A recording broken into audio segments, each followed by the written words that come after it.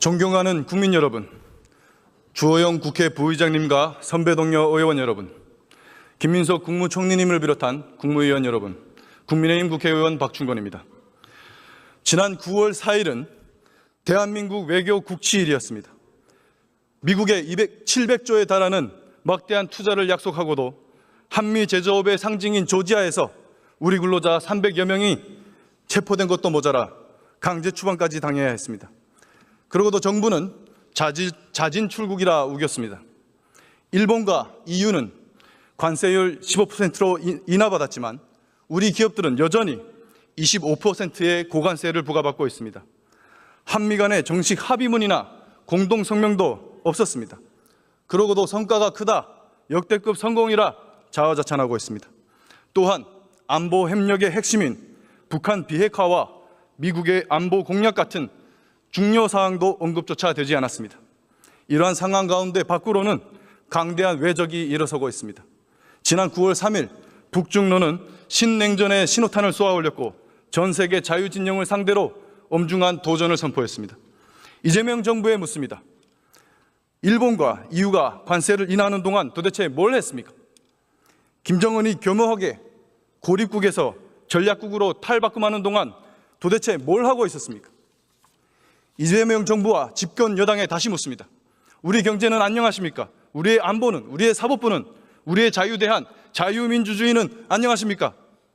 저는 오늘 이 자리에서 밖으로는 역대급 굴종 포주기 외교를, 안으로는 피비린내 나는 정치보복 칼춤으로 민생을 파탄내고 있는 이재명 정부와 집권 여당의 무능을 낱낱이 밝히고자 합니다.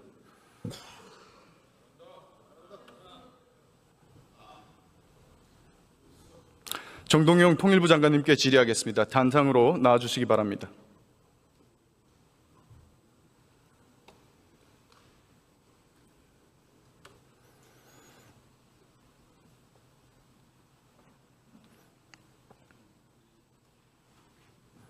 안녕하십니까, 장관님. 네.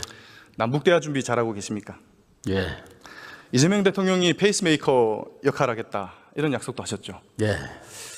그럼 장관님께 여쭤보겠습니다. 화면을 봐주시기 바랍니다. 이분들 누군지 아십니까?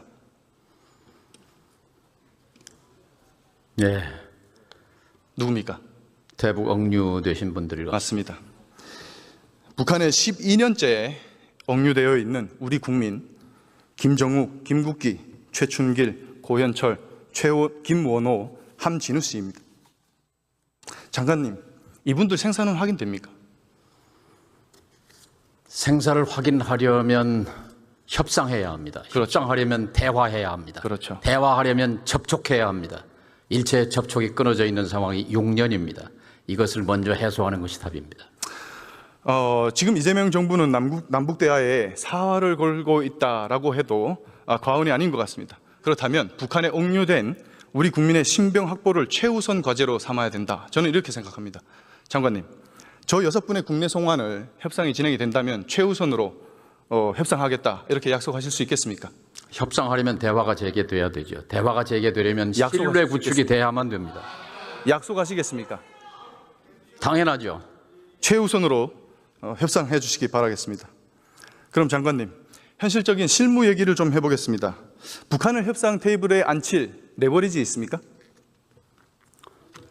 그것이 바로 외교입니다. 지금이 외교의 시간이라고 생각합니다. 북미 대화가 선행돼야 한다고 생각합니다. 이미 한미 정상회담에서 트럼프 대통령은 의지를 밝힌 바 있기 때문에 이제 우리 정부의 역할도 중요하다고 생각합니다. 제가 이제 왜 어려운지를 좀 말씀드리겠습니다. 대화 하시는데 대화를 하려면 일단 협상장에 끌어내야 될 거 아닙니까? 그 레버리지가 있느냐 이 말씀을 여쭤보는 겁니다. 북한 정권이 협상장에 나오는 경우는 3가지뿐입니다. 첫째, 핵 보유를 인정받고 싶을 때. 둘째, 대북 제재 해제를 포함한 자금이 필요할 때. 셋째, 체제가 위협받고 있을 때. 동의하십니까? 생각이 좀 다릅니다. 다릅니까? 그럼 하나하나 좀 보겠습니다. 다르실 수 있습니다. 첫 번째, 좌정훈 우푸틴. 장관님, 제가 지금 무슨 말을 하고 있는지 짐작하십니까? 예, 북중로 세 정상이 세계의 삼각 공조의 이미지 그런 모습을 발신했습니다. 이것은 한반도의 평화와 안정에 국면이 바뀌고 있는 굉장히 중요한 신호라고 생각합니다. 그렇습니다. 이들의 공통점은 모두 미국을 타격할 수 있는 핵무력을 보유했다는 점입니다. 신냉전의 신호탄입니다. 그리고 우리가 여기서 주목해야 할 점은 시진핑 주석이 북한은 우리와 어깨를 나란히 한다, 핵보유국으로 인정한다, 이런 메시지를 던졌다는 것입니다. 동의하십니까? 동의하지 않습니다. 동의하지 않습니까? 신냉전이란 말도 동의하지 않습니다. 왜냐하면 중국의 시진핑 주석은 상하이 협력기구 공동성명에서 분명히 이렇게 밝혔습니다. 중국은 진영 대립을 원치 않는다. 진영 대결을 원치 않는 중국이 3자 북중로 동맹을 통해서 신냉전 구도를 환영할 리 없습니다. 따라서 이번에 북중로 전승절 행사에 막루에 서기는 했지만 3자 정상회담은 없었던 것이 증거입니다. 북한과 중국이 지금까지 해온 행태를 보고도 그런 말씀을 하신다니 참 안타깝습니다. 장관님, 제가 왜 이런 말씀을 드리는지 한번 설명 들어볼게요. 김정은이 방중 전날인 9월 1일에 최신형 ICBM인 화성 20형을 공개했습니다. 추진력이 무려 200톤 F를 초과하는 괴물 엔진입니다. 이것과 비교되는 것들로는 중국의 둥펑 61과 러시아의 사르맛입니다. 둥펑 61은 80주년 열병식의 하이라이트였죠. 사르맛은 러시아의 최신형 ICBM으로 1단 엔진 추진력이 딱 200톤 정도 됩니다. 핵탄두는 최대 15개까지 장착할 수 있습니다. 이게 뭘 의미하겠습니까? 북한이 중국, 러시아와 대등한 최정상급 다탄두 ICBM을 손에 넣을 날이 얼마 안 남았다, 이런 말입니다. 15개는 아니고요. 우리 군의 전문가들은 6개를 탑재 제가 가능한 말씀드린 것은 다탄두 러시아의 ICBM 사르맛 화성 기준입니다. 20형이라고 분석합니다. 이것과 유사 스펙입니다. 북한과 대화하겠다라는 정부 부처의 수장이라고 하면 이런 것들을 꼼꼼하게 이 의미가 무엇인지 해석하고 그에 대한 대응책을 세워야 할 것입니다. 현실이 이렇기 때문에 시진핑이 김정은을 나란히 앉힌 겁니다. 김정은은 굳이 미국으로부터 핵 보유를 인정받을 니즈가 없다, 이런 얘기입니다. 첫 번째 조건이 성립이 안 되죠. 그러면 두 번째 조건은 어떻겠습니까? 북한이 러시아 파병으로 벌어들인 돈이 얼마인지 아십니까? 국방연구원의 한 박사 연구에 따르면 200억 불로 추정합니다. 28조 7천억 정도, 우리 돈 1,400원 환율 계산하면 그렇게 그 정도 되겠죠. 되죠. 국방연구원 결과입니다. 북한의 GDP가 40조니까 이게 얼마나 큰 돈인지 장관님 짐작이 가시죠? 북한 입장에서. 어마어마한 돈입니다. 그렇죠. 북한 경제로 봐. 결국 북한은 제재 해제, 그러니까 외화 수입에 대한 제재 해제를 통한 외화벌이에 목맬 이유가 없다는 겁니다. 그렇다고 어찌 해서 생각하십니까? 인민생활 향상까지 이어진 것은 아닙니다. 북한은 일부러 인민생활을 향상시키지 않습니다. 왠지는 아실 겁니다. 어떻게 하실 생각이십니까? 이런 상황에. 돈도 필요 없는데. 뭘 물으신 겁니까? 어떻게 대화에 끌어내실 거냐고 여쭙는 겁니다. 대화는 끌어내서 하는 것이 아닙니다. 상대를 존중하고 인정할 때 스스로 걸어나와서 협상 테이블에 앉는 겁니다. 국어라고 애고라면 되는 겁니까? 세 번째 조건은 어떻습니까? 장관님. 북한이 지금 체제 위협을 느끼고 있습니까? 북에게 대한민국 자체가 최대의 위협입니다. 아까 28조가 큰 돈이라고 했지만 남쪽의 국방비가 66조입니다. 그리고 북한의 GDP가 40조인데 대한민국의 GDP가 2,000조입니다. 남한의 존재 자체가 그들에게는 위협인 셈입니다. 장관님은 지금 진실을 호도하고 계십니다. 우리가 먼저 도발한 적 있습니까? 지금까지 모든 도발은 북한에서 먼저 했습니다. 먼저 도발한 적이 있죠. 언제 했습니까? 말씀해 보십시오. 언제 했습니까? 2024년 10월 1일, 10월 9일, 10월 10일 세 차례에 걸쳐서 평양상공 조선노동당 청사 상공에 무인기를 북한이 띄워서 무인기를 전단을 살포한, 대통령실에 보내는 그래서 것은 괜찮습니까? 대엄 쿠데타 명분을 확보하기 위해서 그게? 북한의 무력 충돌을 유발한 천인공노할 범죄를 저지른 것이 바로 윤석열 정권입니다. 반성해야 합니다. 북한이 먼저 보냈습니다. 반성해야 지금 하는 거예요. 괴변입니다. 그 사람은 지금 감옥에 가 있습니다. 자기도 청동한 거다 잊어버리셨어요. 도발한 거 다 잊어버리셨어. 예, 돈 주고 총 쏴달라고. 김정은은 지금 시진핑 푸틴에게 인정받았지. 러시아에서 외화를 잔뜩 벌어들였지. 거기다가 눈에 가시 갔던 대북 심리전 수단도 다 중단됐지. 부족한 게 없다는 얘기예요. 어떻게 끌어내실 겁니까? 장관님, 대북 심리전 수단이 얼마나 위력적인지 아십니까? 박충권 의원님의 그런 분석도 가능합니다. 그러나 반대 시각도 있을 수 있습니다. 그러니까 중국과 북중 관계와 북러 관계를 다진 뒤에 예를 들면 화성 20형을 9월 1일 날 베이징을 출발하면서 공개한 사실과 돌아와서 일주일 뒤에 9월 8일 이 고체 엔진 분사 시험을 참관한 것을 굳이 공개한 그 목표가 어디 있다고 생각하십니까? ICBM은 15,000km 나갑니다. 한국과 일본이 대상이 아닙니다. 누구를 보라고 한 ICBM 공개였습니까? 저는 미국이라고 생각합니다. 제가 아까 다 설명드린 겁니다. 지난 2015년에 있었던 일입니다. 북한이 목함질에 도발을 했고 사과했습니다. 그 부분에 대해서. 북한 최초의 사과였고 정말 절대 존엄인 김씨가 입장에서는 절대 용납할 수 없는 지옥이었을 겁니다. 단연 1등 공신은 대북 확성기 방송이었습니다. 그만큼 치명적이었다는 겁니다. 이 치명적이라는 말은 그것이 곧 대북 레버리지로도 작동할 수 있다는 얘기입니다. 그런데 지금 그 레버리지들이 안전하게 있습니까? 잘 있습니까? 저는 레버리지라고 생각하지 않습니다.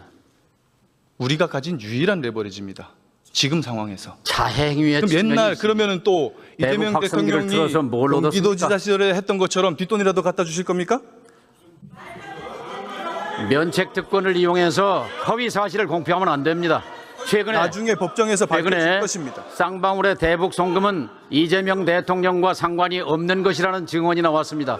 앞으로 진실은 밝혀질 것입니다. 재판이 아직 안 끝났습니다. 장관님.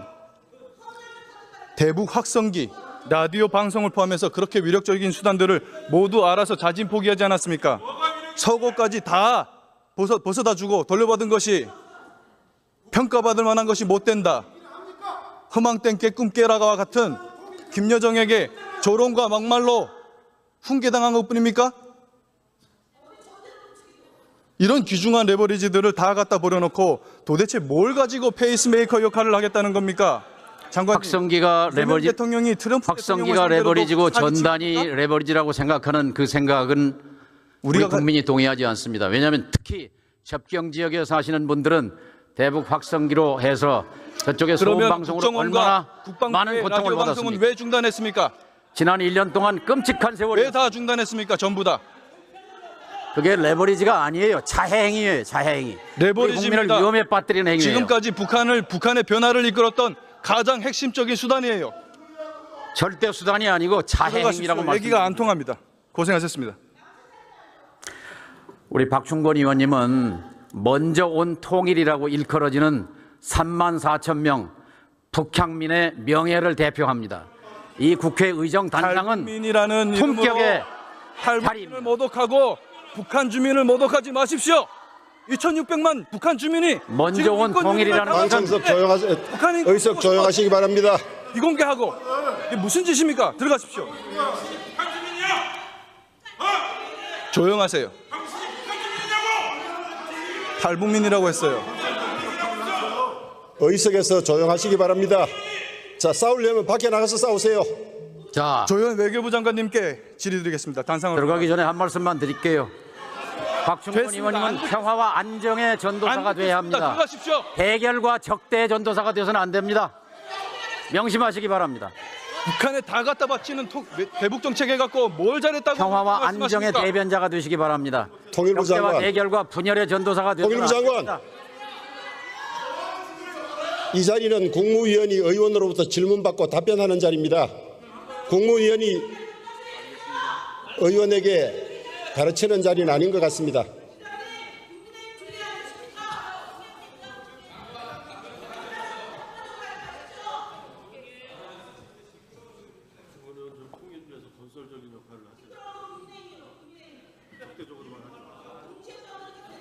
제가 시간이 없어서 얘기를 못하겠습니다.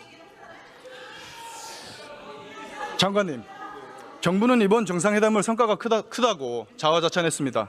그런데 실상은 정식 합의문이나 공동성명도 없습니다.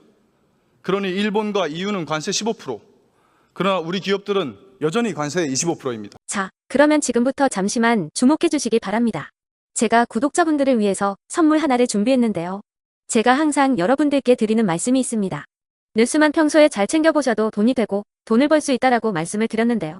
여러분들은 여기 보시는 삼성전자 뉴스를 보고 어떤 생각이 드세요? 아니면 정치인들의 뉴스, 날씨 뉴스를 보고는 어떤 생각이 드시나요? 그냥 뉴스만 보고 끝내는지 아니면 이 뉴스를 어떻게 이용할 수 있는지 이 부분을 고민하고 계시는지를 되물어보고 싶습니다. 그 이유가 뭐냐 하면 제가 지난번에 여러분들께 뭐라고 말씀을 드렸었죠? 지금은 반도체 섹터를 눈여겨보셔야 한다고 말씀드렸습니다. 그리고 나서 이런 썸네일들을 뉴스를 통해서 많이 보셨을 겁니다. 반도체 내용이 이슈가 됐을 때 부자들은 어떻게 생각할까요? 반도체 관련주들은 뭐가 있는지, 어떤 종목이 가장 좋은지, 어디에 투자해야 돈이 몰리는지 자연스럽게 생각한다고 제가 말씀을 드렸죠. 그 이유가 뭐냐 하면 부자들이 봤을 때는 이슈가 곧 돈으로 이어지고 그 이슈가 나에게 돈을 벌어준다는 경험적 확신이 있기 때문에 부자들은 항상 이런 사회적 이슈를 관심 있게 챙겨본다고 제가 말씀을 드렸습니다. 이번에도 마찬가지인데요. 제가 지난번에 시청자분들과 함께하는 주식으로 수익 내기 이벤트를 진행했었죠. 당연히 100% 무료로 진행을 했었고요. 여기 보시면 아시겠지만 제가 지난번에도 구독이라고 보내주신 모든 시청자분들께 반도체 관련주 중에 가장 크게 급등할 딱 한 종목, 많은 종목도 아니라 한미반도체 한 종목을 여러분들께 추천드렸어요.